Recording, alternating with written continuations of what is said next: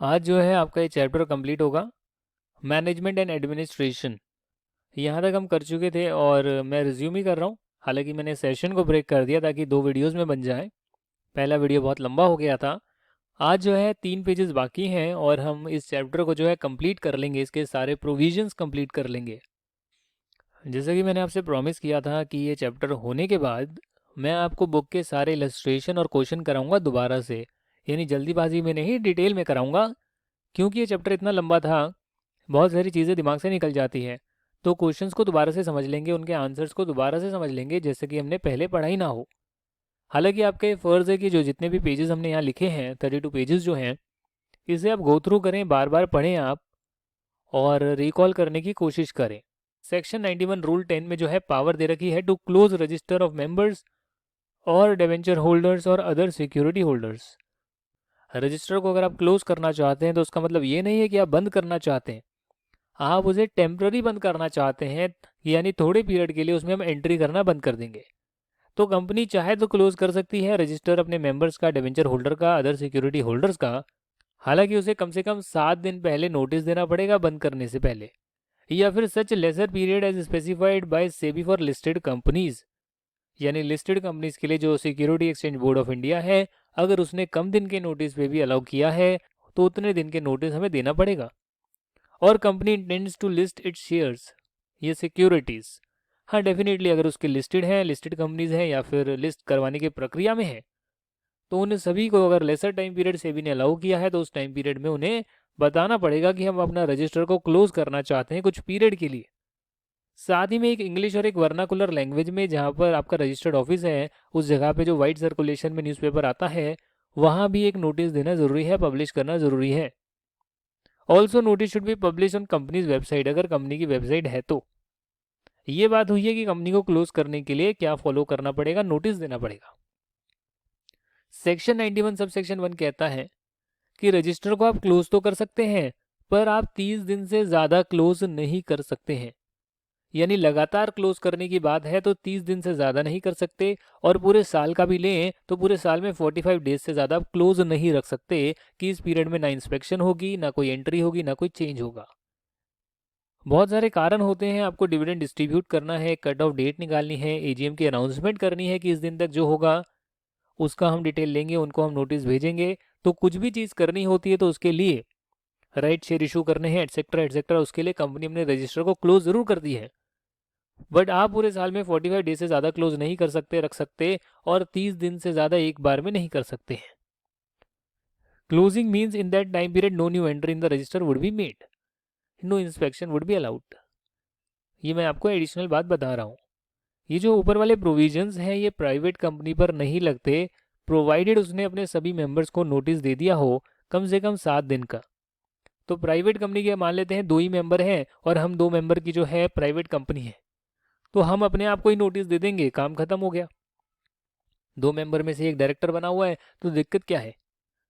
तो private company में जो है वो आपस में अगर आपने सबको जो है मेंबर्स को इन्फॉर्म कर दिया है तो that is more than enough. अब जो है एनुअल रिटर्न का कॉन्सेप्ट है, सेक्शन 92 से 94 में ये बातें लिखी है कि कंपनी को सालाना एक एनुअल रिटर्न देनी होती है, और ये जो है आरओसी, रजिस्ट्रार ऑफ कंपनीज को फाइल करनी होती है फॉर्म नंबर MGT 7 में, जिसका रूल 11 है, सब रूल 1 है। और उस एनुअल रिटर्न में आपको ये सारी बातें बतानी होती है। कंपनी का रजिस्टर्ड ऑफिस क्या है, प्रिंसिपल बिजनेस क्या है, एक्टिविटीज़ क्या हैं, particulars holding subsidiary associate company के, शेयर डिवेंचर अदर सिक्योरिटीज़ और उनका शेयर होल्डिंग पैटर्न क्या है, कौन कौन बंदा कितना होल्ड करके रखता है, उसकी इंडेप्टनेस क्या है, कर्ज कहाँ से लिया हुआ है, उसके जो मेंबर है, डिवेंचर होल्डर है, along with changes therein since the close of previous financial year, वो बताना होगा। उसके जो प्रमोटर हैं, डायरेक्टर है, की मैनेजरियल पर्सनल हैं, अलॉन्ग विद अगर उसमें कोई चेंज हुआ है पिछले साल से वो सब बताना होगा। मीटिंग ऑफ मेंबर्स और class thereof board and its various committees along with the attendance details, जो भी आपकी मीटिंग्स हुई है उन सारी मीटिंग्स की डिटेल एनुअल रिटर्न में शो होगी। उसका एक कॉलम बना होगा जिसमें आप बताएंगे हमने ये क्लास ऑफ मेंबर्स की मीटिंग कराई, इस दिन कराई, इतने लोग आए, इतने प्रेजेंट थे। वो फॉर्मेट जो है MGT 7 फॉर्म में दे रखा है।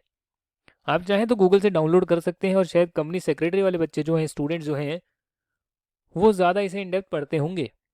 डायरेक्टर्स और केएमपी को जो रेम्यूनरेशन दी जा रही है वो भी डिस्क्लोज करी जाती है।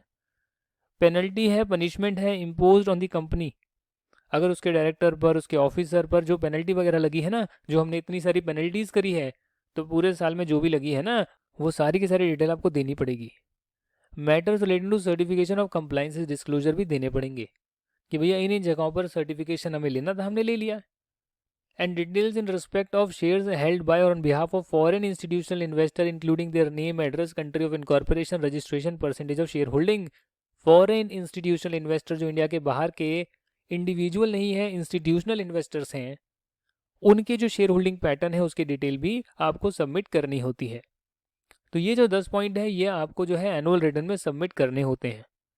2-3 बार पढ़ने से आपको रिकॉल होगा कि हाँ, जो हमने मीटिंग्स कराई, जो हमारा रजिस्टर्ड ऑफिस है, हमारा जो काम है, शेयर होल्डिंग का जो पैटर्न है, जो रेम्यूनरेशन हम देते हैं, कोई पनिशमेंट वगैरह है उसकी डिटेल, कोई सर्टिफिकेशन हमें लेने की ज़रूरत है उसकी डिटेल, और साथ में जो फॉरेन इंस्टीट्यूशनल इन्वेस्टर हैं उनकी डिटेल देनी होती है। एनुअल रिटर्न को जो है डायरेक्टर तो साइन करेगा, और अगर साथ में कंपनी में कोई कंपनी सेक्रेटरी भी है, उस केस में कंपनी सेक्रेटरी भी साइन करेगा। अब जहां पर कंपनी सेक्रेटरी कंपनी के अंदर नहीं है, तो उसमें कोई प्रैक्टिसिंग कंपनी सेक्रेटरी से, किसी ने अपनी फर्म खोली हुई है, प्रैक्टिस है उसकी, उस कंपनी सेक्रेटरी से भी साइन करवाया जा सकता है। हाउएवर जो 1% कंपनी है, स्मॉल कंपनी है और स्टार्टअप प्राइवेट कंपनी है, उसमें जो एनुअल रिटर्न है वो कंपनी सेक्रेटरी साइन कर सकता है, और जहां कंपनी सेक्रेटरी नहीं है वहाँ डायरेक्टर भी साइन कर सकता है। यानी प्रैक्टिसिंग कंपनी सेक्रेटरी के पास जाने की जरूरत नहीं है, क्योंकि वो पैसे लेगा। और जो छोटी कंपनी है, 1% कंपनी है, उसमें डायरेक्टर भी सर्टिफाई कर सकता है कंपनी सेक्रेटरी के अलावा, है ना जी। बाकी जो कंपनीज है उसमें डायरेक्टर के साथ जो है कंपनी सेक्रेटरी भी साइन करेगा। तो ये फर्क है। एनुअल रिटर्न जो लिस्टेड कंपनीज हैं, ये ऐसी कंपनी जिनकी शेयर कैपिटल 10 करोड़ से ज़्यादा है, 10 करोड़ या उससे ज़्यादा है, टर्नओवर 50 करोड़ या उससे ज़्यादा है, शेयर कैपिटल 10 करोड़ और मोर, टर्नओवर 50 करोड़ और मोर, वो जो है company secretary in practice certify करेगा। उनकी एनुअल रिटर्न पे साइन होते हैं ना, सर्टिफिकेशन होती है, वो एक कंपनी सेक्रेटरी इन प्रैक्टिस ही करेगा, और वो अपना सर्टिफिकेट देगा अलग से MGT 8 में।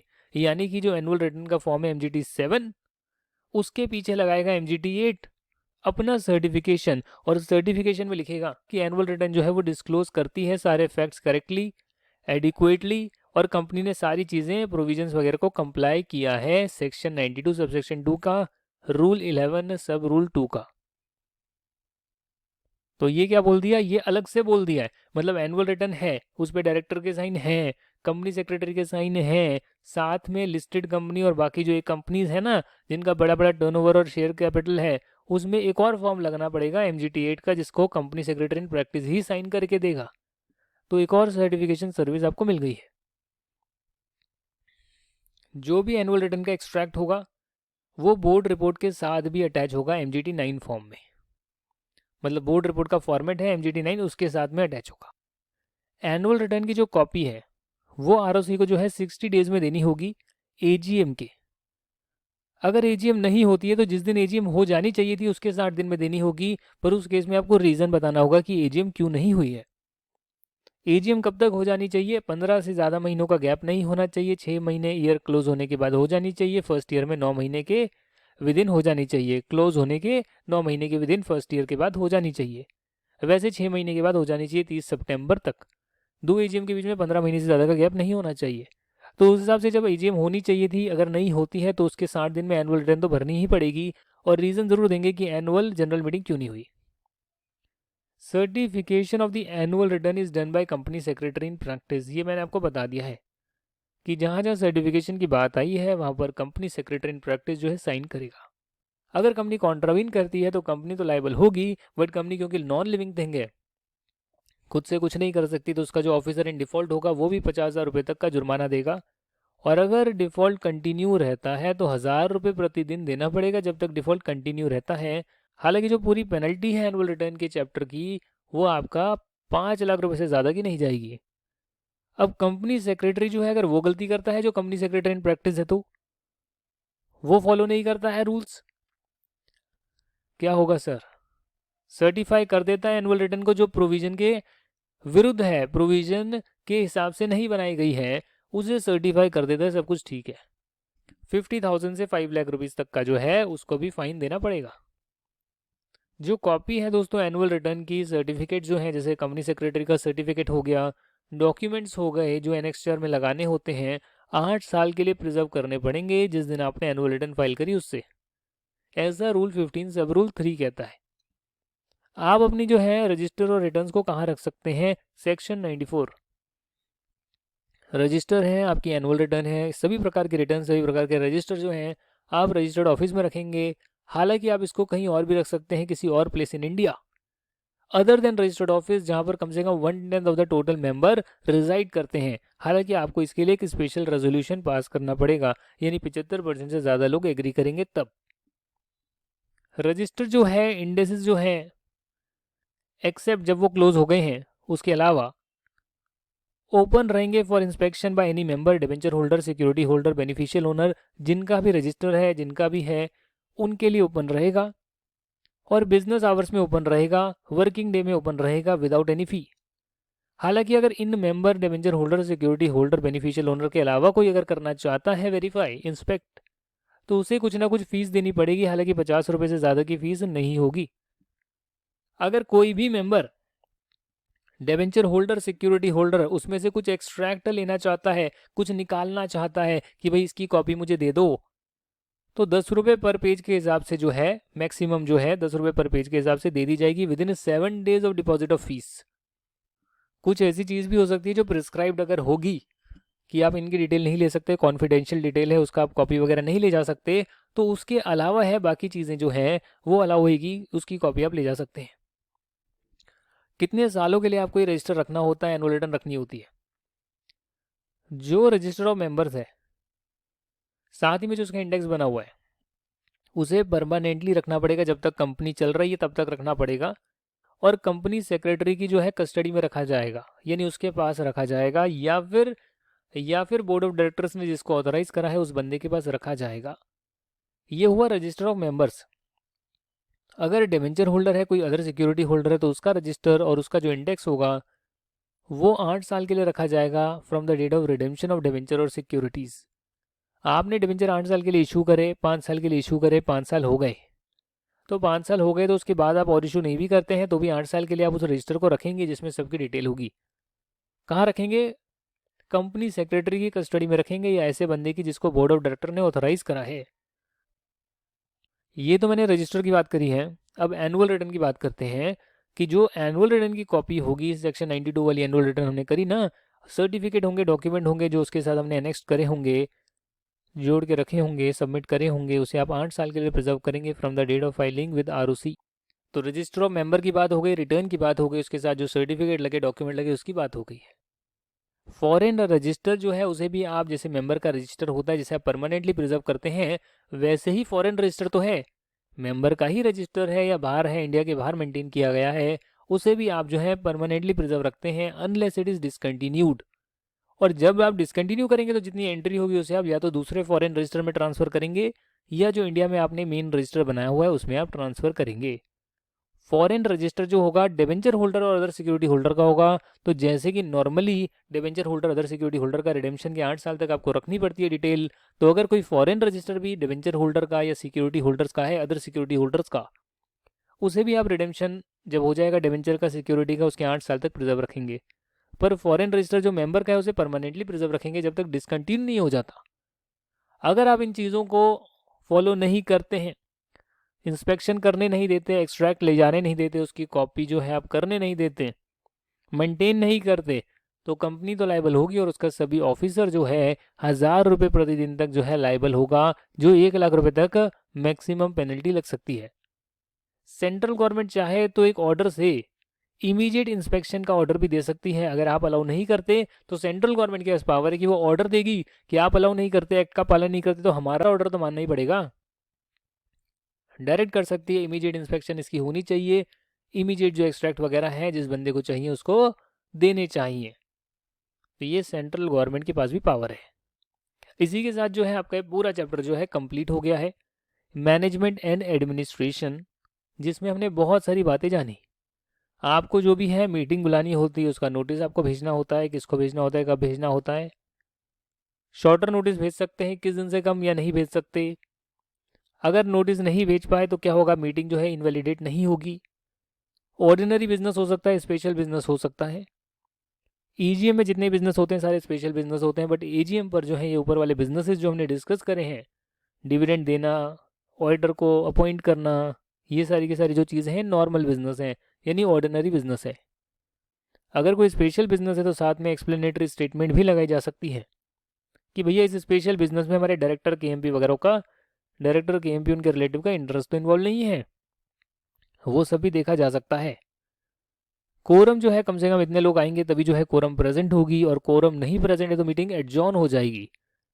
आधे घंटे तक कोरम नहीं आई तो मीटिंग एडजॉर्न हो गई, और बाद में भी नहीं आए लोग, उस केस में अगर कम से कम 2 लोग भी प्रेजेंट है तो हम मान लेंगे कोरम है और आप जो है मीटिंग कर सकते हैं।